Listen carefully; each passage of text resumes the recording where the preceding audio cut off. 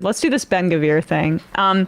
Oh, great. Yeah. So a Palestinian boy was killed by Israeli border police at a refugee camp in East Jerusalem. He is 12 or 13 years old. There are differing reports, he was killed. And he was reportedly playing with fireworks, ahead of Ramadan. And Israeli border police shot and killed him. Now, we have police violence in this country. Tamir Rice, another example of a young boy summarily killed, assassinated by our police force. But this is within the context of hundreds of Palestinians being killed at this point outside of Gaza by Israeli cops, off-duty police officers, settlers with guns who are enabled by the police. You know, just the violence, the quotidian violence that has been escalating in places where Hamas isn't even supposedly there, right? So it's just free range for it's carte blanche for ethnic cleansing and assassinations of Palestinians for whatever the Israelis determine is cause. And you will see here in this quote by the far-right minister Itamar Ben-Gvir, he spoke here to reporters, and this is what he had to say about this boy that was killed by Israeli border police. I'll read the subtitles here. I tell all the police officers I've got your back. Friends, you say a 12-year-old boy, enough with this. A 12-year-old boy who is a terrorist. A 12-year-old boy who put our soldier at risk. A 12-year-old boy who throws fireworks at some Molotovs in Ramot and Shiva, Molotovs everywhere. Okay, so fascist liar. You can see that is not the case. He was not throwing Molotov cocktails. He was playing with fireworks from his house in a refugee camp.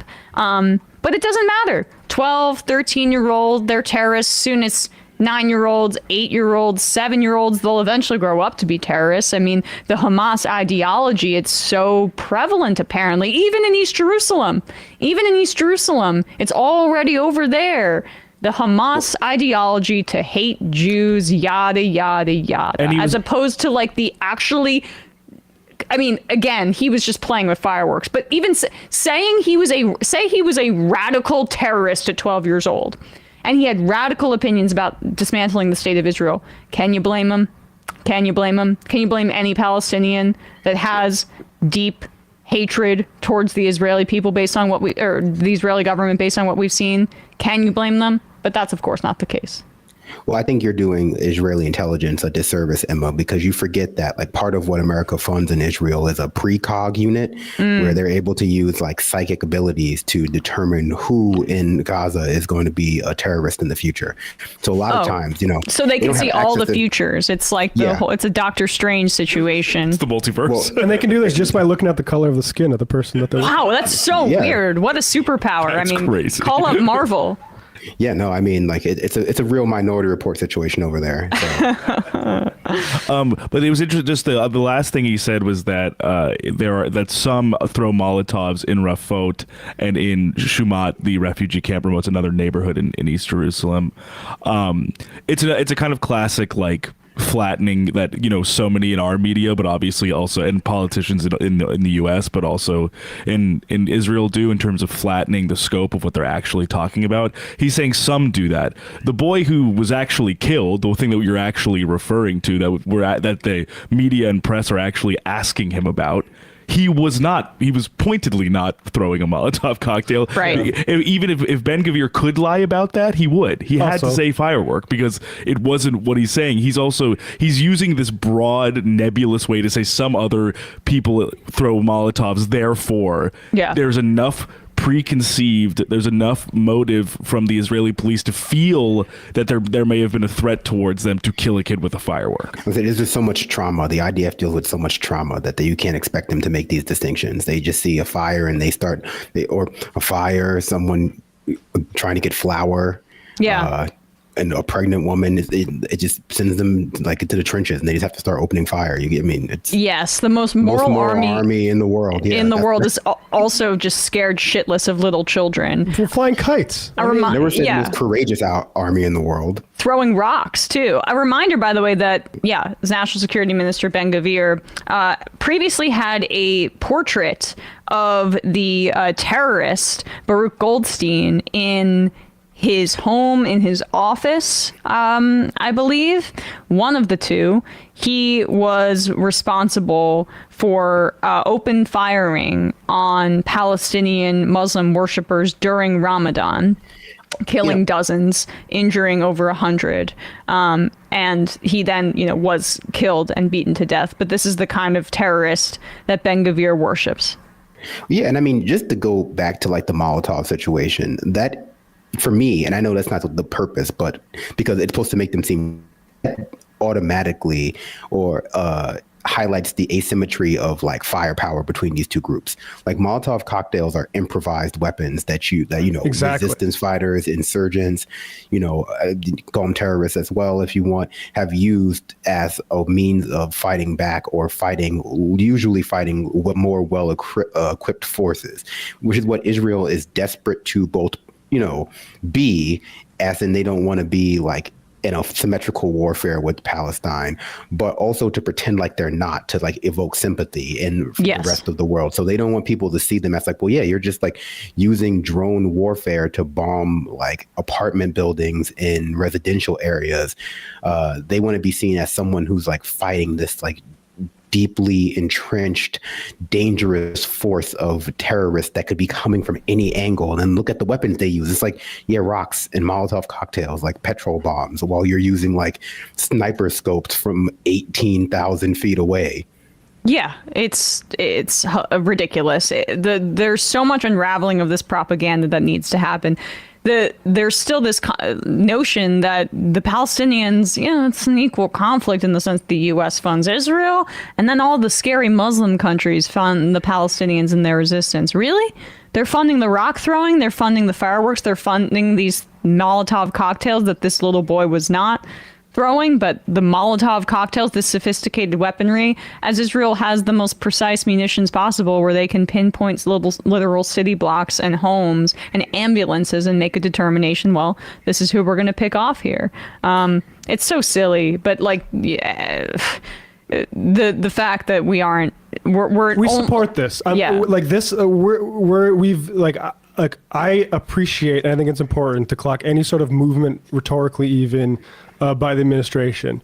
We are supporting the massacre of hundreds of thousands of Palestinians, despite any sort of like hem and hide, and people get on saying, actually, Biden's doing the best he can. Fuck that. Yeah. Like, of course he's not. And this is an urgent problem. Like, I mean, it's, no. I mean, there's no justification for this. This will be Biden's legacy as Genocide Joe. There's no walking that back, and if he loses the election because of this, that is his own doing. You also can't square. I think what the press corps apparatus and like the DOD, the State Department, also the White House press corps, and as well as Biden himself, have tried very hard to split the hairs of being like, Smotrich and Ben-Gvir, they're crazy. Netanyahu's crazy. But it's like the entire Israeli electorate is crazy. Yeah, and so factually, like, you can't necessarily thread the needle of we support Israel unequivocally, but you don't support Ben-Gvir, Smotrich, and like West Bank settlers who also support Israel. You're in the same boat at some point. Yeah, at this point, at October 11th, even maybe before that, even maybe before October 7th. You know what I mean? But I mean, especially with the rhetoric, with the flower massacre, with the actual active barring of aid, like this is not a normal country, right? Cannot extricate yourself. You cannot extricate yourself or pick and choose which ministers you think are above board in Israel or not. You just can't do that. It's not feasible. Yeah. I mean, I more cynically think it's a way to continue to support Israel's military aggression while still trying to distance yourself from the worst avatars of that aggression. It's the same as when people stop saying like support the war and start saying support the troops, because given the like options that are presented to people in the sort of like, I guess you'd call it just like corporate media sphere, you know, there is no way to support Israel besides militarily in their own like words, you know, at least in the words of their leader. Exactly. And in this particular conflict. And so it's a way to like sort of skirt around the unpopular elements of the conflict or of the genocide while still kind of presenting it as though it's necessary. Well, it's like, how do we preserve Israel, which we're totally dedicated to? Like, we totally want Israelis to feel safe, Israelis to feel like they have a homeland in the Middle East without supporting the more negative elements of their state in the form of Netanyahu and Ben Gvir. And the answer is like, well, considering the only options on the table in reality are give them more weapons, it seems like meaningless to distinguish between these two groups, right? Like, what is the way that we support Israel right it's now? It's exactly right. Particular thing, without like just providing them more weapons and maybe like making them change figureheads. We're not even doing that. But to add, well, I mean, Chuck Schumer just supported basically regime change, or not regime change, but a new election in Israel it's today. A joke. But like the point is just that we're now at a point where we can clearly see Joe Biden is older than the state of Israel. This is not an intractable, centuries-long religious conflict. This is a state that was created by first through British colonization, and then after World War II, the United States took up the mantle as the chief military arms dealer to Israel and the chief diplomatic cover provider in the world. And this is we were supposed to be past colonialism. We were supposed to be past these kinds of exploitation. And Israel, there's a sense that it's a state that came about 100 years too late. And that's probably the case. And the United States can only support Israel militarily, to your point, Brandon, because that is the very function of the state of Israel, and it's also what is necessary for its survival, for it to be an ethno-state that is heavily militarily armed. It was formed by violence. It needs to be maintained by massive violence. And so then when the most like obvious examples of violence crop up in the form of politicians like Ben Gvir or Netanyahu, we try to distance ourselves from that, as opposed to like maybe some sort of actual reckoning with the nature of the project. Well, no, I mean, it makes total sense. It's just like you said, it's 100 years too late, because we make that distinction for our own founders and our own leaders of the past, trying to make these sort of like, well, yeah, they own slaves, but also they wrote a few good books, I guess, so that makes it all right, and founded America. But we didn't have to like live through that brutal conquest and brutal genocide of native populations in the past with colonization, with imperialism. Now that we actually do have to live through it, there seems to be this push from the higher ups in Israel that, well, since it happened in the past, you have to let it happen in the future. You have to allow us to colonize this land, because it would make you a hypocrite, someone who lives on colonized lands right now. And it's like, it would make us sort of a hypocrite, certainly not as bad as being like a genocide supporter. It would make us complicit in the crime that we supposedly wanted to learn from, actually, and that's why we oppose it. Yeah.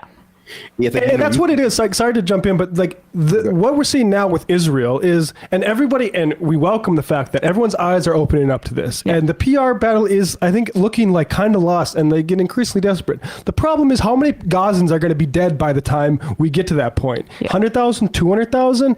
Like, so how many children have starved to death? This is a race against the clock. Yes. How many people, how many Palestinians can we kill before our credibility runs out? And Joe Biden is aiding that right now. Yeah.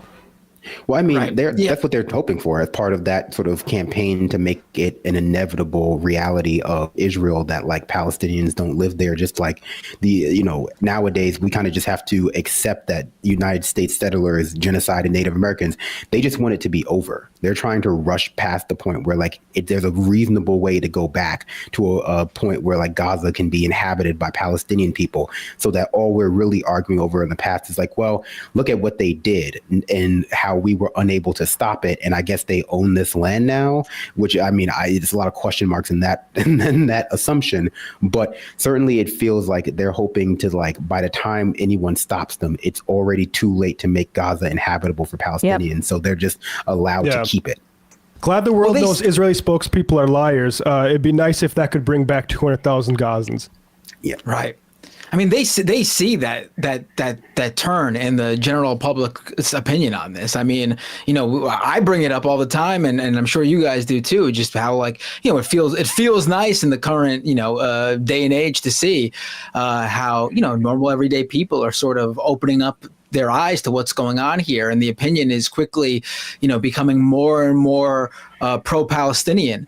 Yet at the same time, people in Gaza, the Palestinians, don't have that time to wait for even more people to decide, right? To turn and decide that this is what's really going on.